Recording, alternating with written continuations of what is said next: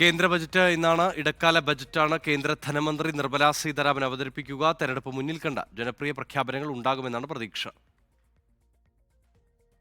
രാജ്യത്തെ 13ാമത്തെ ഇടക്കാല ബജറ്റാണ് എത്തുന്നത്. തുടർച്ചയായി 6ാമത്തെ ബജറ്റാണ് ധനമന്ത്രി നിർമ്മലാ സീതാരാമൻ അവതരിപ്പിക്കുന്നത്.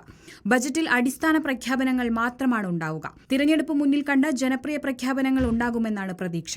സ്ത്രീകൾ, യുവാക്കൾ, ചെറുകിട ഇടത്തരം സംരംഭങ്ങൾ എന്നിവയ്ക്ക് വലിയ പ്രഖ്യാപനങ്ങൾ ബജറ്റിലുണ്ടാകും. കാർഷിക മേഖലയ്ക്കും ഗുണകരമായ പ്രഖ്യാപനങ്ങൾ പ്രതീക്ഷിക്കാം. മുൻ വർഷത്തെ ബജറ്റിൽ ധനമന്ത്രി പുതിയ ആദായ നികുതി വ്യവസ്ഥയിൽ കാര്യമായ മാറ്റങ്ങൾ കൊണ്ടുവന്നിരുന്നു. എന്നാൽ നികുതി ഘടനയിൽ ഇത്തവണ കാര്യമായ മാറ്റങ്ങളൊന്നും പ്രഖ്യാപിക്കാൻ സാധ്യതയില്ലെന്നാണ് സൂചനകൾ. സ്റ്റാർട്ടപ്പുകൾ, ഇലക്ട്രിക് മേഖല എന്നിവയ്ക്ക് കൂടുതൽ പ്രഖ്യാപനങ്ങൾ പ്രതീക്ഷിക്കുന്നു. ക്ഷേമ പദ്ധതികൾക്കും വൻകിട അടിസ്ഥാന സൗകര്യ വികസന പദ്ധതികൾക്കും സാധ്യതയുണ്ട്.